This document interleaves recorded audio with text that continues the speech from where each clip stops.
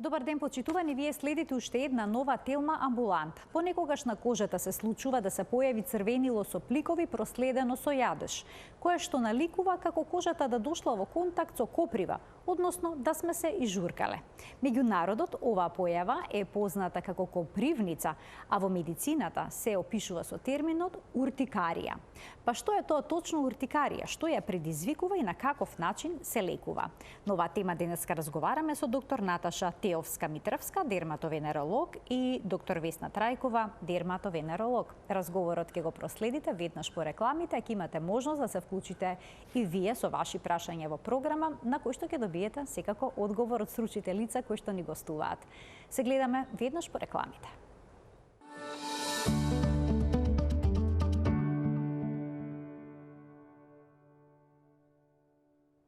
Во денешната Телма амбуланта го поставуваме прашањето што е тоа уртикарија, што ја предизвикува оваа состојба и како се лекува. Одговори ќе побареме од денешните гостинки, доктор Наташа Теовска-Митровска, доктор на науки, дерматовенеролог, и доктор Весна Трајкова, исто така доктор на науки, дерматовенеролог. Доктор Наташа ни доаѓа од Ремедика, а доктор Весна од Градската општа болница 8 септември. Добар ден и добре ни дојдовте во студиото на Телма. Добар ден. Добар ден. Добро ме најдовте. Понекогаш се случува на кожата да се појават пликови, кои што се црвени, кои што се проследени со јадеж и наликуваат како да сме се изжуркале. Меѓу народот оваа состојба е позната како копривница. Во медицината се употребува термин уртикарија. Па што е точно тоа уртикарија? Алергија ли е, не ли е? Одлична најава, Марија. Уште еднаш благодарност до Телма амбуланта и до вас што ја поддржавте иницијативата. Денеска е светскиот ден на уртикаријата. И денеска сите центри кои што се практички дел од мрежата за уртикарија го слават овој ден, се со цел токму да ги едуцираме пациентите за состојбата која што, да кажам, скоро сите ја добиваме еднаш во животот уртикаријата. Значи баш како што опиша како нешто да не полазела некоја коприва. И нешто што понатаму ни е многу битно да го спомнеме, зашто овој светски ден на уртикаријата не е така едноставен, поготово во лекувањето. Тука сме со доктор Весна Трајкова и ме радува што можеме да спорнеме повеќе за оваа состојба, токму затоа што знае некогаш и да трае подолго од што треба да биде. И некогаш е проследено буквално со јадеж кој што и како го афектира квалитетот на животот на овие пациенти, кои што знаат да не спијат, да бидат доста анксиозни, депресивни заради состојбата, затоа што тоа е нешто што визуелно е присутно на нашето тело. Дали може се јават и отоци? Како се може да се манифестира уртикаријата? Оваа состојба е проследена и со појава на уртики, значи како меури, кои што знаат да бидат, ние викаме над нивото на кожата, значи да ги допреме, да ги осетиме, меѓутоа знаат да бидат и проследени со одредени отоци. Отоци на устата, на очите капаци, значи да биде отечен јазикот, на зглобовите, кои што буквално навистина не е така едноставно кога ќе ви се случи тоа, е доста алармантно. Меѓутоа знае да биде пропратено со некои други симптоми, како што е да имаме нарушување на дишењето, да имаме одредени промени, проблеми со, да кажеме, со стомакот и да помине во една, ние викаме, животно загрозувачка состојба. Станува збор за алергија? Алергија, да. Ова е, да се надополнам на доктор Наташа, ова е тој брзиот прв тип на алергиска реакција, кој што се јавува или веднаш или до 1 час после контактот со алергенот, во таа акутна фаза, и може да бидат алергени различни причини, дали тоа е храна, лекови, стрес, инфекти исто така, но веќе ако состојбата преминува во хронична состојба, тогаш и животозагрозувачката опасност и не е толку висока, не е толку голема. И многу често може оваа состојба да е поврзана и со автоимуни болести. Најчеста автоимуна болест со која што е поврзана хроничната спонтана уртикарија е Хашимото тироидитис, но може и со витилиго, може и со реума. И има уште една друга подгрупа на хронични болести, ние ја нарекуваме индуктибилна уртикарија, која што се јавува на точно познати причини од типот на студ, вибрација, тежина, притисок и така натаму. Значи, Значи се работи за може една да се многу јави комплексна и состојба. при изложеност на студ, И на сонце, на сонце. На сонце. да, на тежина, некои велат ако носат тесни алишта дека на забележуваат. притисок, При исто е физички вклучено. напор, физички Да, напор, физички вежбање, напор. спортски Да. активности, исто така. И тоа е алергиска И реакција тоа е всушност. алергиска реакција и ова е едно лице на многу причинители и состојби. Да. Значи да објаснам, што ни се случува во нашето тело, така поедноставно. Имаме еден алерген, кој што ќе нас спомена доктор Весна, значи различни типови, различни супстанции кои што навлегуваат во нашиот организам. И сега има една клетка во нашиот организам која што е присутна и на нашата кожа, присутна и на нашите дишни патишта и присутна и на во нашиот стомак. Таа клетка се вика маст клетка. Кога ќе дојде во контакт со некој од овие причинители, таа започнува да прави експлозија во себе. Значи, се поврзуваат како ние викаме брава, како клучи брава. Значи, тоа поврзување во таа клетка прави еден вид на експлозија кој што изфрла едни одредени субстанции, така наречен хистамин, кој што практички тој хистамин понатаму како субстанција, како медиатор, како некоја субстанца, оди до нервните завршетоци на нашата кожа и затоа се случува првото појава на јадежот, на чешањето, кој што е на вистина, да кажам, и текако го оптеретува пациентот, меѓутоа, тој јадеж пак прави и друго ослободување на други вакви субстанции кои што понатаму одат во нашата циркулација во крвните садови. И тие крвни садови започнуваат да се шират, при што започнуваат да испуштаат вода. Таа вода на нашата кожа се манифестира, ако е на површниот слој, значи оно што е најповршно, со појава на меури. Ако е подлабоко во нашата кожа, кој што не можеме да го допреме, меѓутоа визуелно го гледаме како отоци. И оно што ни се случува, првата фаза, значи првиот почеток на допир со оваа клетка, ни подава појава на бели промени, како бели меури, кои што понатаму како се шират, тие стануваат розови или црвени. И може да имаме единечни, мали, ситни, помали, поголеми, да се, ние викаме да заедно да се соберат, да станат поголеми, да се генерализира по целото тело.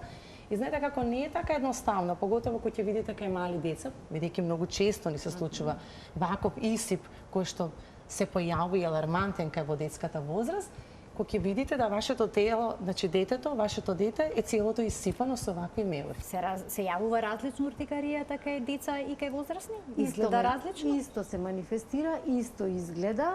Така можеби да ги видиме фотографиите кои што всушност ќе покажат како изгледа уртикарија. Значи кај децата и кај возрастните иста изгледот на тие ликови кои што се појавуваат, розеникави.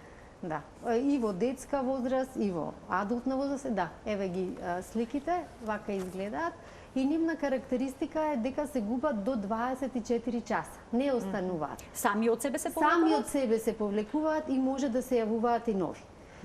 Постојат и состојби каде што појавувањето на нови промени веќе захтева и терапија, бара и терапија. Така да постојат и повеќе тераписки линии кои што се предложени нели кај уртикаријата.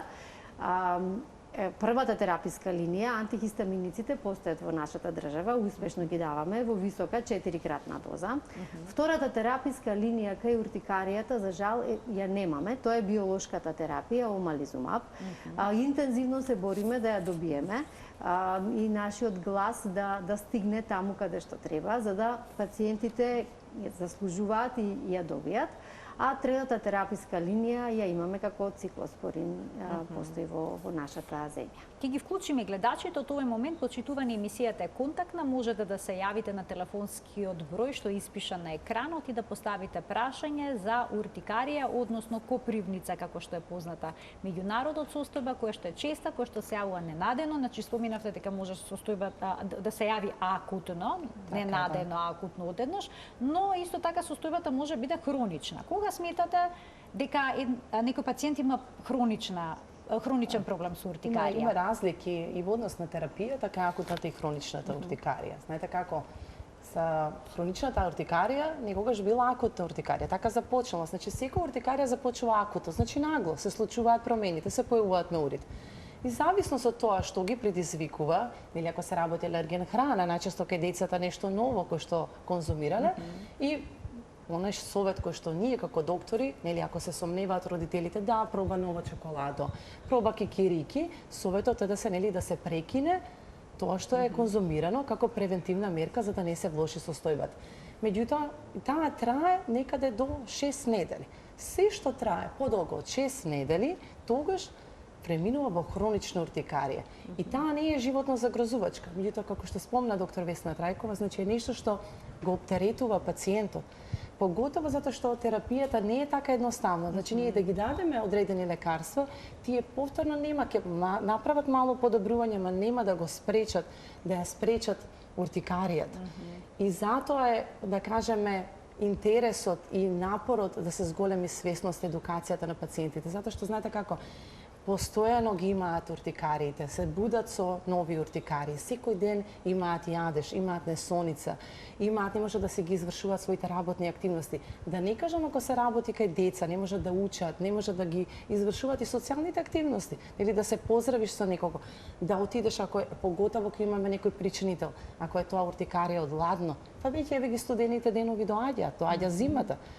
И што тоа значи цела зима ќе се појавуваат овие проблеми? Не, поготово ако е причинител од ладно, да, пациентот треба да се советува да се избегнува, нели, имаме тестови кои што ја докажуваме таа уртикарија. Треба да се трга од она што ќе го провоцира. Да кажеме со топлите временски периоди кога имаме, не се тоа толку чести, да кажеме, соларната уртикарија или уртикарија од сонце или уртикарија од ладно, меѓутоа постои. Значи имаме пациенти кои што ги имаат тие тераписки модалитети, да. А како се утврдува пациентот на што всушност реагира за да се јави таа уртикарија? Секогаш откривате? Не секогаш откриваме. Тоа е еден од најголемите предизвици кои што ги имаме ние како дерматолози и заедно работиме тимски со пациентите. Ние го нарекуваме тоа детективска работа. Започнуваме да бараме која е причината. Понекогаш е многу едноставно, како што кажа доктор Наташа, доаѓа пациентот, конзумирав риба, конзумирав јајце, се исфрлив, тогаш е многу едноставно да се постави од каде да се најде причинителот. Но многу често пациентите не знаат што им се случува, од каде доаѓа таа уртикарија. Затоа имаме и специализирани, стандардизирани панели на алерготестови кои што ги спроведуваме кај пациентите. Тие најчесто се спроведуваат во акутната фаза за да добиеме одговор на што пациентот би можел да е алергичен. Тука многу често правиме и биохемиски лабораториски анализи, каде што покрај биохемиските маркери и клиничката, комплетната крвна слика, многу чест причинител и Helicobacter pylori, бактеријата во желудник, која што може да ја тригерира уртикаријата, но исто така во панелот кој што го испитуваме, ги ставаме и тироидните маркери, комплементот, тоа се едни и дополнителни имунолошки анализи со кои што поврзуваме дали пациентот можеби има некоја автоимуна состојба и дали понатаму треба да се препрати на соодветен специјалист да може да се лекува, пошто многу често се случува кога пациентот е пратен на специјалист соодветен, например еве на ендокринолог ако има проблеми со тироидната жлезда и самата уртикарија да почне да се повлекува соодветно. Така да тоа е една долга, макотрпна работа. Ние со пациентите системски проблем е. Проблемот може да биде во хроничната фаза, може да биде и системски проблем. Тие другите хронични уртикари кои што ги спомна доктор Наташа, ги правиме алерготестовите со одредена вибрација или со коцка лед. Ако ставиме на пациентот после 5 минути може да уртика да излезе. Тие се советуваат пациентите да не менуваат температурни разлики од топло на ладно наеднаш или од ладно на топло, тогаш се испрелува да се скокне во базен. Во море, при препотување, при спортски настани и исто така сакам да кажам и стресот игра голема улога и докажано во патогенезата на уртикаријата. Значи доколку сме ако живееме под хроничен стрес, а повеќето од нас така живеат, можно е да се случи. Не е задолжително. Тоа би бил тригер фактор или самиот стрес предизвикува уртикарија? Тоа е еден кругот што е постаро, кокошката или јајцето. Сега тука веќе сме во еден затворен круг каде што тешко можеме да го добиеме. Некогаш имаме и состојби кои што наликуваат на вакви уртикари, меѓутоа не е уртикарија. Па имаме и биопсија, ако некој од маркерите не се состапувања, пациентот трае состојбата, има болки, температура, треска, малаксаност. Значи, некогаш, апсолутно, тогаш имаме и биопсија. Меѓутоа, она што најчесто ни се случува, да се потврди или да се исклучи, дали е тоа уртикарија или се работи за некоја состојба која што знае да ги имитира. Меѓутоа, многу често, бидејќи се работи за детска возраст, еве да спомнеме и за детската возраст, имаме состојби кои што имаме уртикари, имаме таков исип кој што еве на сликата се гледа, меѓутоа некогаш е попратено со некоја вирусна инфекција, значи горно-респираторна инфекција. Родителите да опишат па ќе кажат пиевме некој сирупче, па се појави некој исип. И сега кого да обвиниме, сирупот или е вирусната инфекција? Така да не е баш лесно да се детектира и да се одреди дали е лекот причинител, нели, или е самата инфекција која што била во моментот присутна, па родителите дале некој лек. Навистина баш сме како детективи во одредувањето, бидејќи знаете како алармантна е состојбата, поготово во детска возраст кога ќе се појави затоа што тоа е мала површина. И тие уртики како го вознемируваат детето. И да не кажам, и апсолутно. И изгледа многу драматично, особено отоците, гушењето. Многу често завршуваат пациентите по ургентните центри, добиваат нели прва помош, првична терапија за уртикарија, па не се смирува, тоа трае интензивно.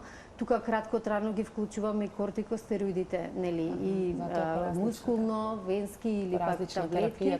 Но со нив мора краткотрајно и мудро да се... Така, краткотрајно и мудро, особено кога се кортикостероидите во прашање. Ќе вклучиме гледача, потоа продолжуваме понатаму. Добар ден за него.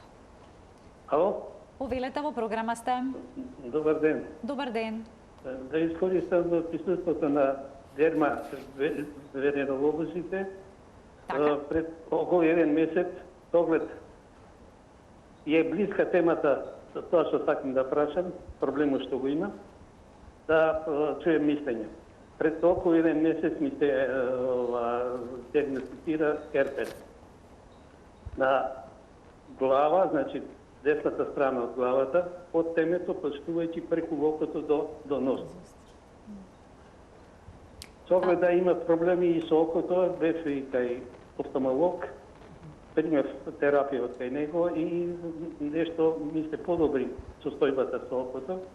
Меѓутоа, имам страшни болки по челото, темето од главата и инаку од кожниот лекар имам добиено прво терапија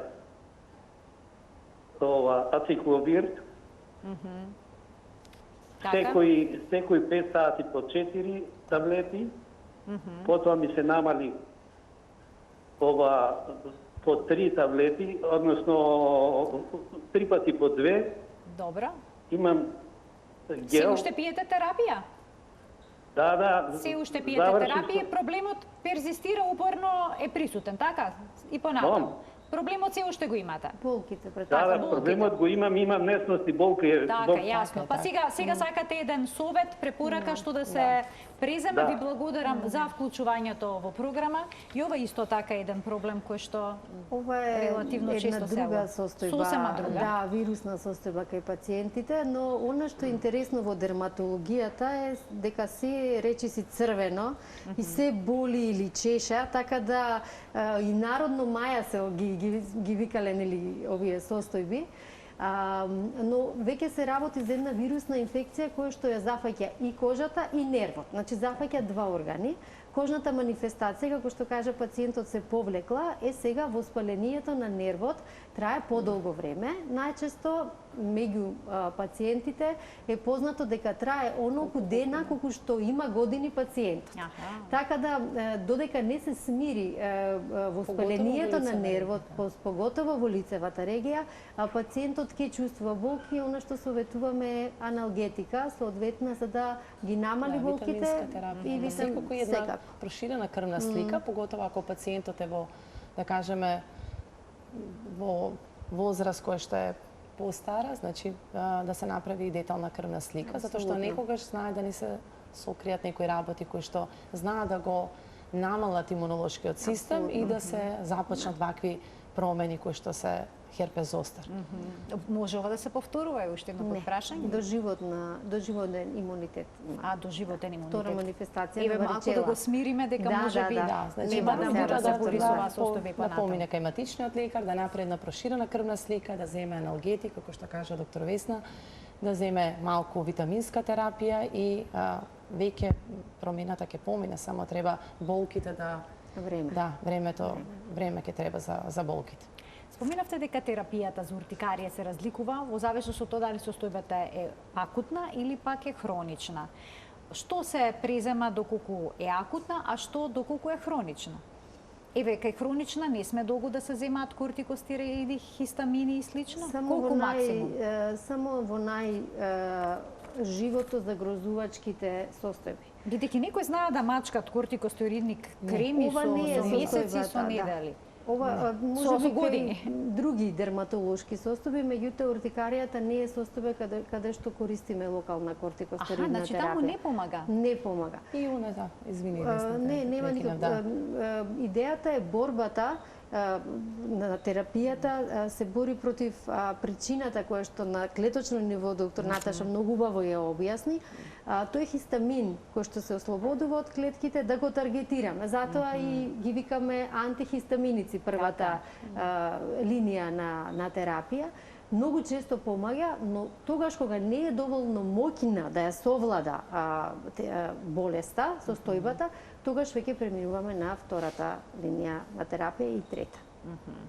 Така, вела дека многу работи кои што се случуваат на кожата се всушност поврзани со цревата и со здравјето на стомакот. Па има и антихистаминска, односно диета која што се применува кај уртикарија. Помага ли таа и каква диета е? Одредени храни, како да кажам, го ослободуваат тој хистамин.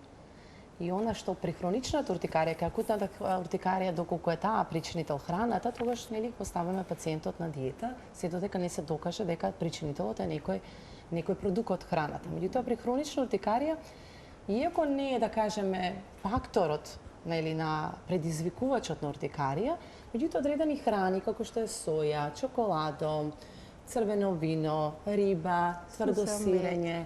Значи, сите тие знаат во себе да имаат молекули хистаминолибератори, ние викаме ослободувачи, и ги прават тие маст клетките уште понервозни.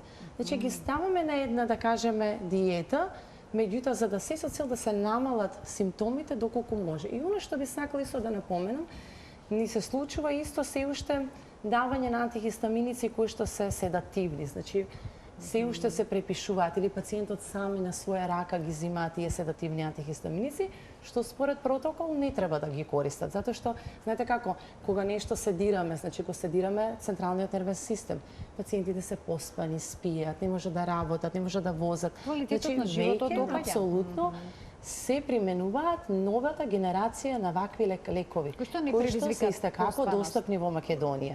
И поготово ако треба да ја зголемиме ние 4-кратно дозата. Значи не е така едноставно вие да дадете седатив кој што треба да го зголемите 4-кратно. Така да многу внимателно и со тие лекарства бидејќи се зимаат и како на своја рака пациентите. Јас би сакала да се надоврзам, доктор Наташа е потполно во право, но и постои едно нешто во нашиот здравствен систем што барем јас не сум чула неседативен антихистаминик да оди фондовски. Претежно поседативните антихистаминици одат на фондот, така да не секој може финансиски да си ги дозволи неседативните антихистаминици, особено во 4-кратни дози, особено ако пакувањето е 10 таблети, пациентот 4 на ден треба да земе. И ако е хронична состојбата, сепак и финансиски оптеретува. Токму и за тоа е ова наше гостување тука, да го подигнеме гласот, да и таа терапија може и фондовски да оди и се разбира и следните линии на терапија да ги имаме достапни. Да бидат достапни за пациентите кои што имаат потреба за оваа терапија. Ќе вклучиме уште еден гледач. Добар ден за него. Добар ден, ве слушаме во програма, сте, повелете. Да. Пред се прво ве поздравувам. Ви благодарам. Ја пратам вашава емисија и се пронајдувам во проблемиве кои што докторкиве ги кажуваат. Така. Но јас не знам дали го имам овој проблем за кој што вие разговарате, јас внимателно ве слушам. Така, што имате? Каков е вашиот проблем? Да, сега јас ќе објаснам. Ми се јавуваат повремено јадежи Така. на било кој дел од телото и со самото чешење, како се јавува јадежот, како се јавува чешањето, со самото чешење се прават пликови. Пликовите се исто како што предходно сега докторките објаснија како меурчиња, некогаш поголеми, некогаш помали. Се јавуваат на различни дела на различни делови од телото. Така. Пример, некогаш на рацете почнуваат, чешат, јадежот трае тука, па потоа се префрлува на друг дел од телото. Јас тоа така си го сами окажувам, како добивам како некој напад. Така како чувствувате, како напад на чешење. Додека не ве гледав на додека не ве гледам сега на телевизија, мислев дека се работи за алергија. Бидејќи јас имам направен алерготестови и сум алергичен на повеќе работи како што се бреза, липа и така натаму, но на храна не сум тестиран јас. Така. Сега, проблемот сум го решавал со таблетка Цитизем. Добра. И сум приметил дека во Имате рок од подобрување 20 во тој минути случај? до максимум 40 минути се смируваат сите јадежи, се углажува јадежот, останува само црвенилото, како што ве гледам сега на телевизија пред малце на Не, инсертите што ги погледнавте, екранот така. има црвенило на кожата. И со тек на време, во теко на дено, нормално до наредниот ден се губи и тоа црвенило. И тоа така се повторува секојдневно, ако ве разбрав добро? Не се јавува тоа секојдневно, Но често.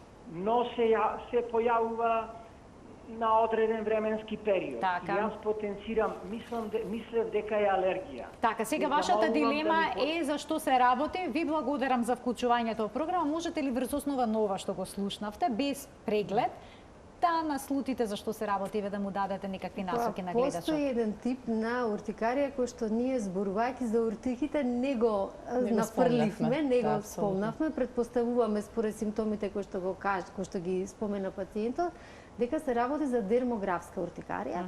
Тоа е уртикарија која што при чешање и при притисок кај пациентите се јавува. И таков тип на уртикарија постои, особено кај пациенти кои што имаат алергии, вакви инхалативни, кои што имаат можеби бронхијална астма, кои што се некоја атописка конституција, така да сите тие проблематики меѓу себе се поврзани, да. И овој тип на дермографска уртикарија се лекува со антихистаминици. Само да појасниме за дермографската уртикарија, никогаш кога одиме на лекар, лекарот со пенкал се ќе ни помине сега имаме и посебни на фрик тестови, значи кои што практички со поминување го чекаме на површината на кожата поминувате и чекате реакција, дали ќе се појави црвени. Тоа е тоа, така? Тоа е тоа, да. Дермографска алергија е тоа? Уртикарија, да. Дермографска уртикарија. Дермографизам, Како опишување на кожа, дермографизам. Алергија секогаш стои во позадина или едноставно може да ни е посензитивна кожата во однос на другите? Алергиски клетки стојат. Клетките стојат во позадина. Значи сепак се работи за алергија. Како што кажавме, широко поле на причинители со една иста клиничка слика. Оно што сакам да го напоменам и зошто сме вака, ние викаме како конзилијарен преглед.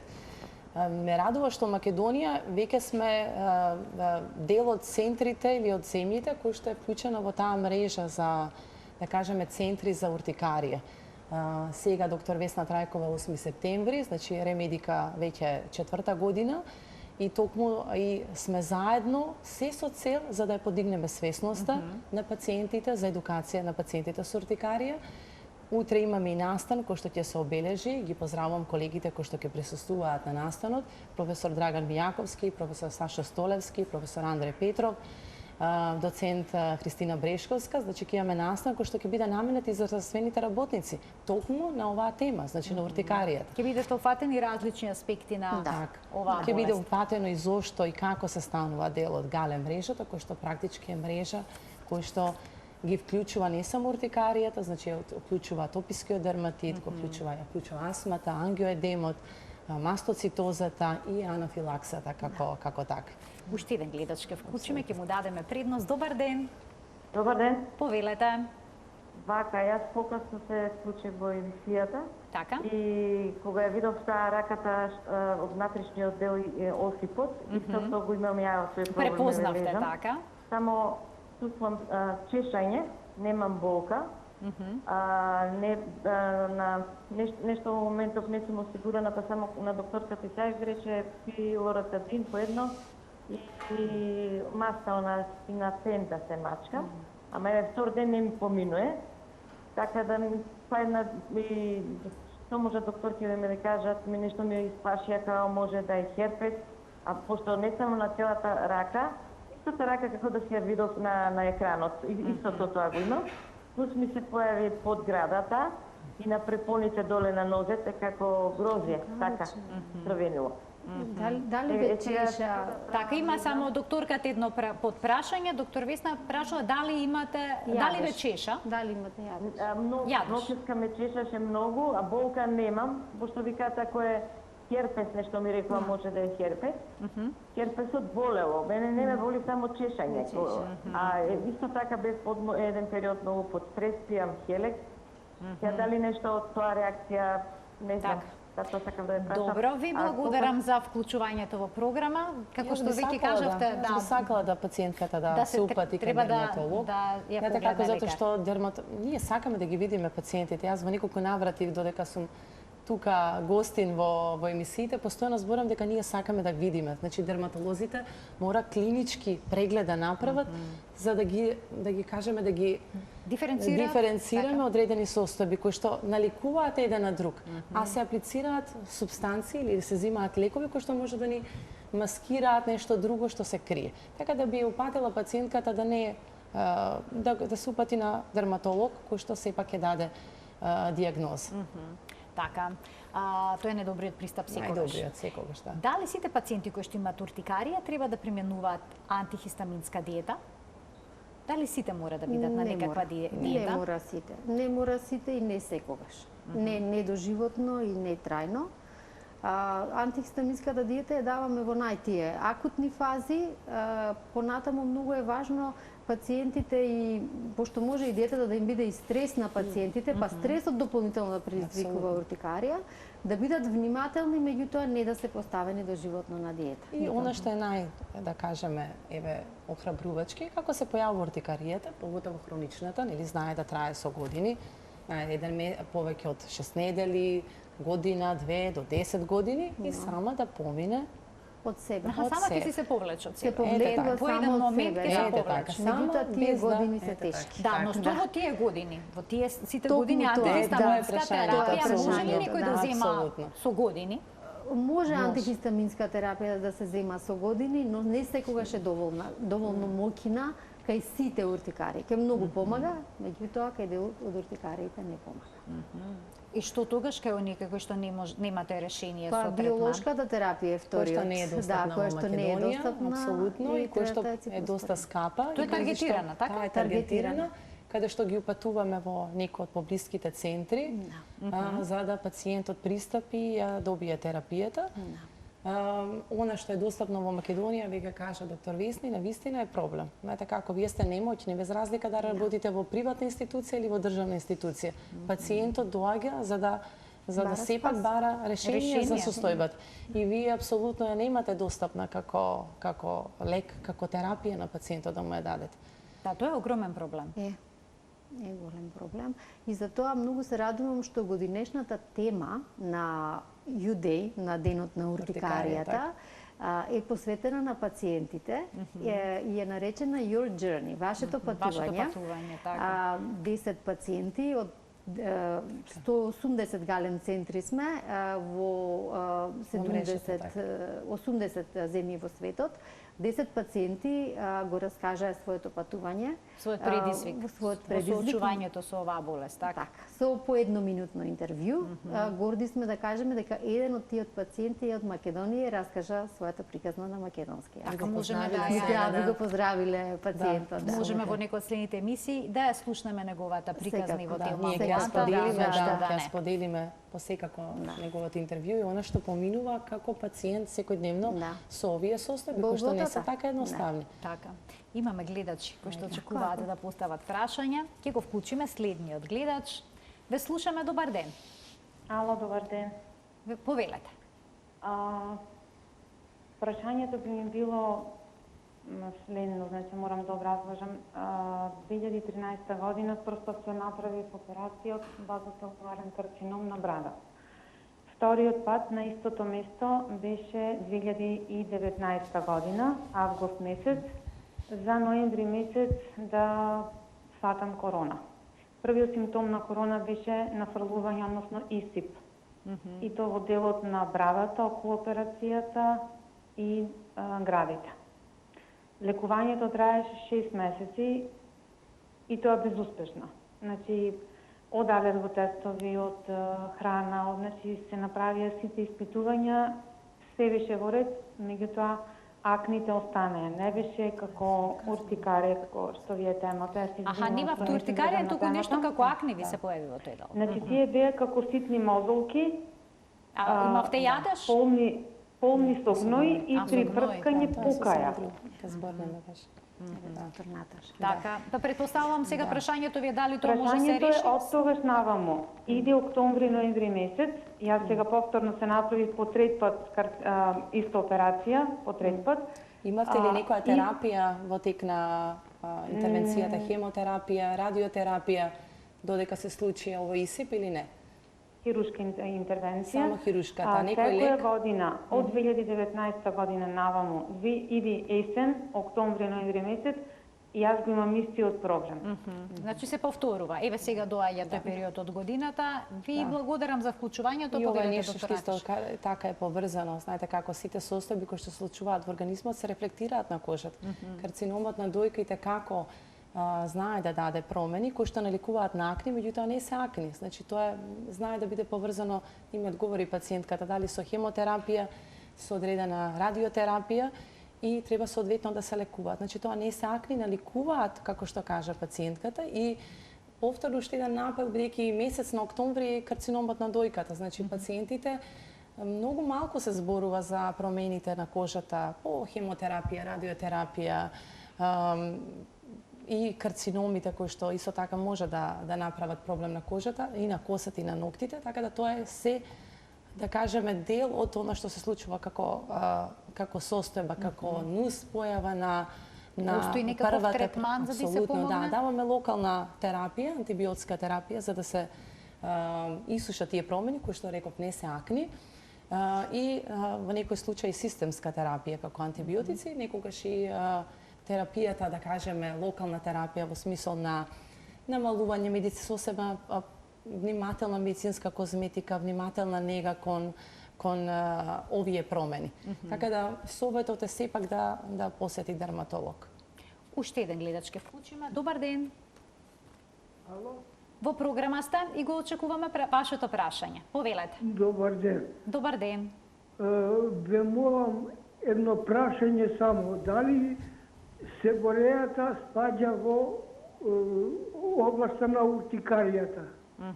Дали себорејата е всушност форма на уртикарија, кога разбрав? Тоа ви е прашањето. Имате уште некој подпрашање? Добро. Се јавувам од Куманово, по-возрастен човек сум, меѓутоа син ми ја има наследно таа болест. Сакам да прашам. Што може да се направи, дали тоа е дел од уртикарија и како може да се лекува? Ви благодарам за вклучувањето во програма. Поздрав до вас и до Куманово. Повелете. Себорејата не е дел од уртикаријата, тоа е еден друг тип на кожна состојба, како што кажа пациентот, и е наследна. Така да не се плаши од алергиски реакции, од животозагрозувачки состојби, за тоа даваме посебен тип на шампони кај пациентите за да и лекови, нели, локални. Хронична состојба. Да, една хронична состојба. Има јадеш, има црвенило, пецкање, иритација и наследуваме една генетска компонента од нашите родители, како слика и одредени провоцирачки фактори кои што ги прават тие жлезди да бидат поактивни. Така да апсолутно дека не е алергија и не е уртикарија. И се лекува на сосема поинаков начин. Кога станува збор за уртикаријата и онаа хронична која што трае долго време, дали се лекува исто кај возрастните и кај децата? Да. Исто? Да, исто, да. Исто тераписки одмор. Може деца да бидат ставени долго време на ваков тип на терапија, бидејќи родителите се плашат. Да. Што е разбирливо. Деца во раст, како сето тоа ќе влие на нивниот хормонски систем, на нивното здравје и слично. Има многу студии кои што докажале дека се безбедни антихистаминиците и кај деца и кај возрастни, со тоа што дозата кај деца под 12 години, дозирањето е различно од кај возрастните. Сега, стравот кај родителите нормално е да го има, но секогаш кога гледаат дека лекот помага кај детето, секако дека си дозволуваат да ја прима детето терапијата, бидејќи драматични се состојбите како изгледа таа уртикарија. Дури имаме и обратен ефект, понекогаш родителите се плашат да го прекинат лекот за да не се врати повторно назад состојбата. Па ги намалуваме дозите постепено. Тоа сакам да прашам, како одлучувате дека некој пациент е кандидат за да ја прекине терапијата? Кога целосно ќе се исчисти, кога ќе нема симптоми или кога ќе се намалат симптомите, постепено ја намалуваме терапијата. Не наеднаш, не ригорозно, постепено и донесуваме одлуки дали ќе останеме на пониска терапија, дали дозата ќе биде се уште повисока или ќе се прекине со тек на време. А обично колку време е потребно, споминавте некојши години, за да се повлече само од себе? Немаме одговор и затоа многу ни е битна интеракцијата со пациентите секојдневно. Некои знаат да дојдат 2 години просек. Меѓутоа може да трае до 5 до 8 години. Ние секогаш не кажавме дека е присутна. Кај некој пациент имаме само уртики, кај некој имаме уртики со отоци, кај некој имаме само отоци. Значи само отоци може да присутна. Значи исто како одредена клиничка слика. Значи немаме секогаш уртикарија само ИСИП. Значи знае да биде присутна. Кај некој буквално да ги има сите овие, да кажеме, и отоците присутни и секако заедно. Дури во 40% одат заедно, 40% одат заедно уртикаријата со ангиоедемот, оток. Само оток во 10% од пациентите гледаме, тоа е така една помал процент, а сепак најголема манифестација има уртикарија. Споминавте дека некогаш автоимуна болест може да биде во позадина на проблемот. Хашимотовиот проблемот со Хашимотовата болест на тироидната жлеза е многу чест и тоа е доживотна болест. Што ако се јави уртикарија на кожата како последица на антителата кои што ги имаме во телото поради Хашимото, кога тие антитела ќе ги имаме доживотно, значи доживотно ќе биде присутна уртикаријата. Пристап, значи мора да биде пациентот соодветно препратен кај ендокринолог. Знаете како мора да имаме заедничка пристапност, било да е педијатар, било да е ендокринолог, било да е ревматолог, било да е имунолог, значи мора сите заедно, било да се од медицина на труд, значи сите заедно, пулмологија исто, затоа што одредени, како да кажам, манифестации не се поврзани. Уртикаријата не е поврзана со проблеми со тироидната жлеза или со паразитарна инфекција или со хеликобактер позитив, значи мора да биде вклучен и гастроентерохепатолог. Значи ние посекако кога правиме скрининг се случувало да откриеме нешто за кое што најмалку се надеваш на таква состојба, па сепак го да ја поврзаме. Ние сме ги откриле основните состојби, па сме препратиле. И корекцијата на одредени состојби да направи подобрување на уртикаријата. И да расипан зап, да кажеме. Значи стрептококна инфекција, значи тонзили кои што не ја вршат својата функција, значи мора да ги препратиме на нос и грло. Значи, ние мора да разговараме основното во детекцијата покрај клиничкиот преглед, затоа што некојаш пациентите доаѓаат без да имаат симптоми. Вчера имав ИСИП, и бареме, дајте, сликавте ли нешто, имате ли некои слики? Значи, во тој случај треба да се фотографира. Фотодокументација носат знаете како пациентите. некогаш не можеме да Сега имаат детектираме. мобилни телефони сега, да, апсолутно сликаат, не им веруваме, нели знаете како не ми веруваат дека ми се појави, дека мене лицето ми се изобличи вечерта. Тоа се јавува и се губи. Така, се појавува и може само од себе да се изгуби за неколку часа. За неколку часа. Значи, затоа ни е битно првото, да кажеме, преглед, детален преглед, да се земат, да се види колку време трае, што е примано до сега, има ли некој провоцирачки фактор, па тек тогаш да се препрата, да се направат анализи и да го најдеме решението, што во најголем дел случаеви, ќе повторам, 50% не можеме да откриеме причина. Значи, кај 50%, кај половина од пациентите не се знаат што е предизвикува. Тоа е еден голем тип од процент. тие хронични уртикари ги викаме спонтанни уртикари, бидејќи се јавуваат спонтано сами од себе, без да ја знаеме точната причина. Претпоставам ќе се изгубат спонтано само од себе. И ќе се изгубат спонтано само од себе, тоа е добрата вест. Тоа е добрата вест, да. Сега, постои ли начин сето ова да се превенира? Некако секогаш зборуваме за превенција, за спречување на одредени состојби кога станува збор за уртикаријата. Постои ли нешто такво? Јас не би рекла. Ова е генетика, која што можеби ако го најдеме причинителот, ќе го советуваме пациентот да го избегнува причинителот, па така и ќе превенираме. Кај акутните форми.